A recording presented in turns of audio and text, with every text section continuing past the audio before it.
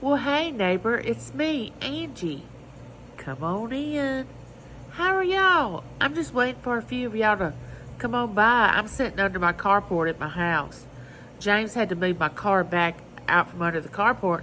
He had to get his lawnmower out so he could go cut our neighbor's grass. And if you listen real close, you can probably hear it. Let's see. I don't know. My air conditioner you might can hear too. My central air is running. I always have all these sounds on my video. But anyway, that's what makes my videos my videos.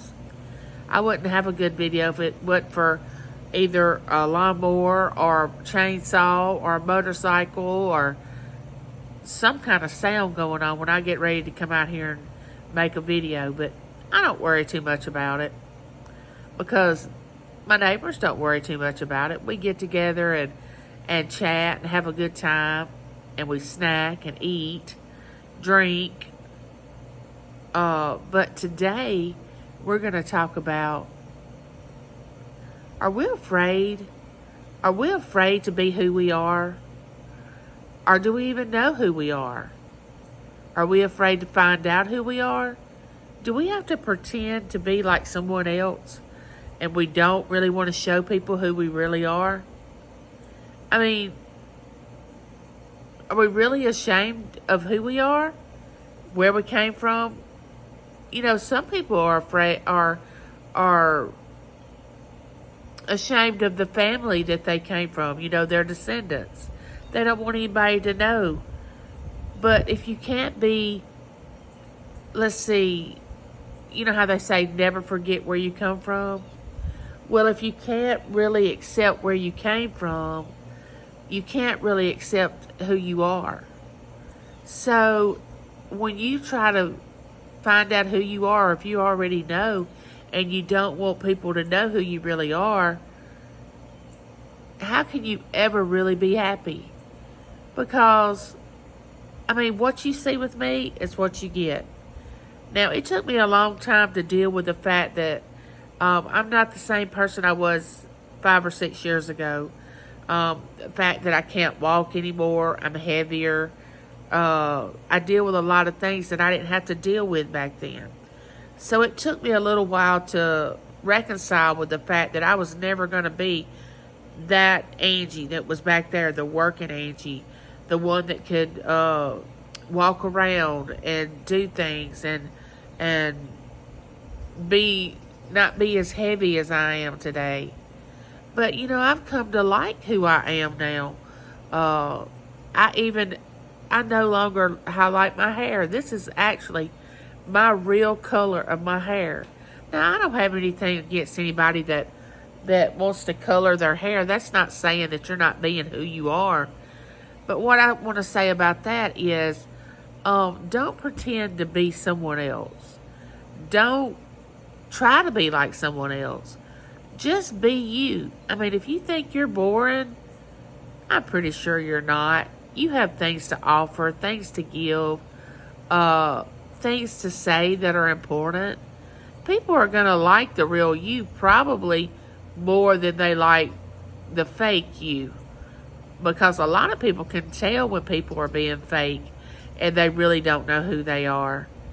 And a lot of people want to deal with real more than they want to deal with someone that don't even know who they are, or they pretend to be something that they're not.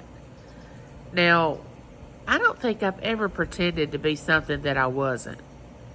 I mean, I thought about that for a long time, you know, here lately. Have I ever pretended to be something that I'm not? I don't think so. And I don't say that in a bragging way. I just say that as, I don't think I ever have. I've been real. And I'm saying being real is the most important thing you can do. I mean, whatever you like, whatever your hobby is, whatever things that you like to be around, don't be ashamed of that. Don't be ashamed who your family is. You know, We can choose our friends, but we can't choose our family, though we love them. I mean, I love all my family, but I don't like some of the things they do. And that's okay because they don't like some of the things I do.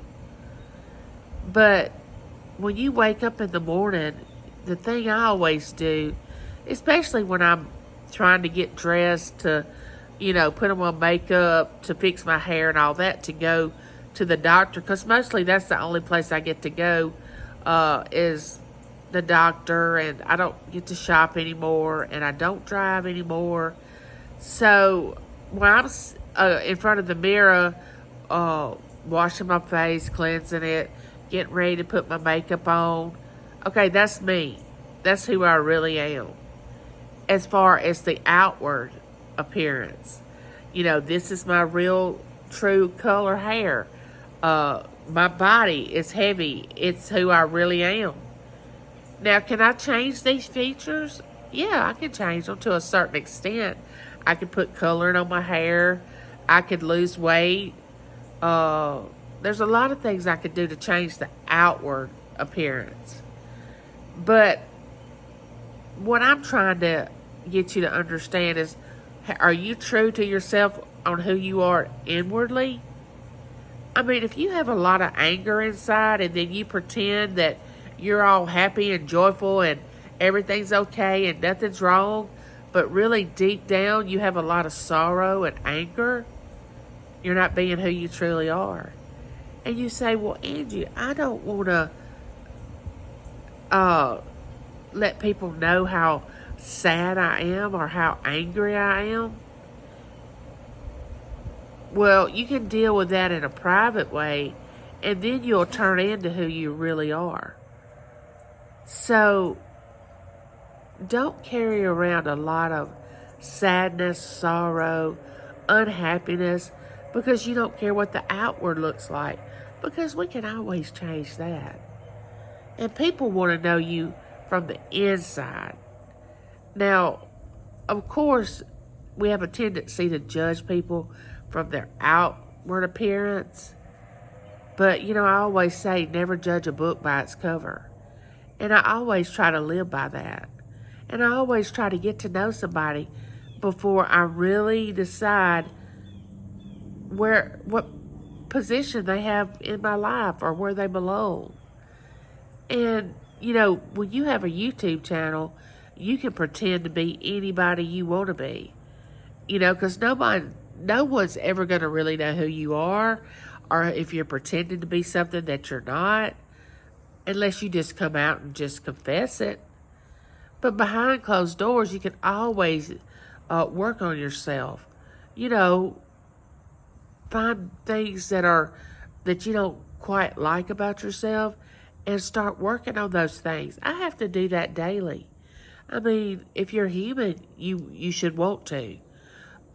If you find yourself being phony because you're acting happy all the time and you're really not happy. If you are a gossiper and you're not a person that builds people up and you always are gossiping, talking bad things about people, that might be something you want to work on. Become more loving. Become more, it's not all about you, but it's about other people. Focus on other people and not always about your needs. Now, yeah, you should take care of your needs as far as making sure you are healthy and have enough energy and you're taken care of and your family's taken care of first before you help someone else. But don't always just get your feelings hurt because you don't get the most attention or they don't pick you out. You're not always the first to be picked. I've gone into these YouTube channels before, and people, if you don't acknowledge them right away, they just really get upset and get their feelings hurt. Now, I don't see that. I want to acknowledge everybody that comes into my channel, and I hope I never hurt anyone's feelings, but, we don't need to be wearing our feelings on our shoulder where we're just waiting for somebody to do something to us so we can lash back at them and say that they weren't nice to us, or we never get acknowledged, or I'm so unlucky. Uh, I never have anything good to happen to me, and you're just so negative, negative, negative all the time. Well, when you're negative, negative things are going to continue to happen. But if you turn around and start building uh, yourself up and acknowledging that you matter and start changing your attitude, then you're going to see other people different and they're going to see you different. You're going to be happier. Now, I know some of us have had some very, very horrible past, you know, growing up. We didn't have a very good childhood, or something may have happened to us when we went to college, or as a young adult, someone may have hurt us really, really bad. But you have to continue to go on and not let that person that hurt you control you. And you say, "Oh, Angie, that's so hard. How do I do that?" Well, personally, the way I do is I pray. I pray and just ask, that it just not keep me from growing. Because, there's some 55-year-old people walking around that are still teenagers on the inside because they've never dealt with the pain that they have suffered in their past. And you know what? It's okay to admit you were hurt. It's okay to admit that you are not strong. It's okay to admit that you cry a lot, or that you can't even cry. I mean, there was years there in my life that I never really cried or shed a tear, and people thought I didn't care because I didn't cry. But it wasn't because I didn't care. It was just I had built up this wall, and I didn't want anybody to hurt me anymore. And luckily, James came along. I had my children, and I kept praying that I would change and I would be more open to people and more caring and loving and understanding. And it didn't happen overnight. It took a while. But you have to start. You have to start somewhere. I mean, who wants to live miserable every day? Who wants to wake up and be so depressed that they don't even want to get up out of the bed? And so depressed that they don't know how they can face the day or face tomorrow. But I'm here to tell you, you don't have to live like that. Well, Angie, I don't have any friends. My family's turned their back on me. I really don't have anyone. You have you. And if you're a Christian, you have God. So don't ever think you're alone, because you're not. But you got to be strong enough to admit maybe you need to change. There's something about you that you need to change and be different. And it's okay to change. Some people say, I am who I am and I'm never going to change.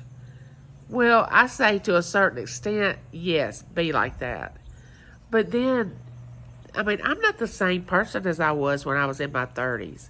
I'm not the same person as I was when I was in my 40s. And surely not in my 20s. So we have to mature the older we get. But some people find themselves stuck back when they were 20 or when they were 30. And they can't get past that one thing that hurt them so bad that they can't move forward.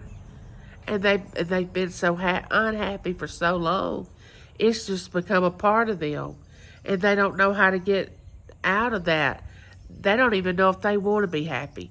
They don't even know if they know what it feels like to be happy, to be freed from, anxiety and pain and suffering, sadness. But each morning you wake up, find something that will bring you joy, something that will cause you to be happy for just a few minutes. Look outside at nature, at the things that have been made for us to enjoy. Don't always want attention. It's okay to get attention, but don't expect everyone you come in contact with to give you their undivided attention, because it's just not going to happen. But you can give yourself your undivided attention. Get up, start taking care of yourself. And you know what? When you start paying attention to other people, all of a sudden you start getting taken care of. Now, isn't that amazing? But I'm here to tell you, I've had to do everything that I'm talking to you about. I've had to realize that life is too short to, number one, not live my best life. Not to get up and look at the good things. Now, I could easily, the condition that I'm in, I could easily be depressed, sad, mad. But each morning I want to wake up and I want to see the good things. You know, what God has given me for that day. And I want you to experience that too. And I want you to experience peace, because a lot of people don't have peace in their life. And I encourage you to find someone you can talk to that you really, really trust. And so you can find that peace and happiness, that you will be able to give that to someone else that doesn't have it. Because life is wonderful. It's not a burden. It's not supposed to be a burden. It's supposed to be joyful. It's supposed to be positive. It's supposed to be something that you enjoy, something you can get out and help someone else. It's not all about someone fixing you. I mean, people have to have time for other people have to have time for their family. And there can't always be focused on you. Now, comes a time that, yes, we need to pay attention to other people, but not 24/7. We have to take care of ourselves. But just remember, there's always somebody out there that cares about you, loves you, wants you to get better, feel better, become who you really are. And stop being phony. Stop being somebody that you're not. And just take a chance of just being who you are. And people are going to love it, because people love and respect real, and don't think they can't recognize people that are being phony, because we can. And, I actually feel sorry for people like that think they have to act a certain way in order to belong, or they have to, in order to have friends, they have to go along with stuff they don't even agree with. I know even adults that go along with a crowd of adults because they just want to be accepted, and they don't even really agree with the people that they're around, because the people they're around they talk about people, they gossip, they get mad at others, they want you to be mad at someone else when they are, and you really don't want to be that way. But you compromise to fit in. Don't ever compromise to fit in. It never works out, because the same person that's convincing you to be angry with somebody else could turn on you the very next day. They're not trustworthy. You want to have friends that care about you. And I care about you. So with that being said, neighbor, you're always welcome here at the Smith House. Just drop on by anytime. My email's in my About page. Just email me. Put down in the comment anything you want to say. Angie, I don't agree with what you're saying. I mean, I can handle it. But just know I care about each and every one of you. And with that being said, like, share, subscribe, ring that bell, so you'll know the next time I'm coming to you with a video, or I'll know that you are wanting to come in to visit. With that being said, bye, neighbor.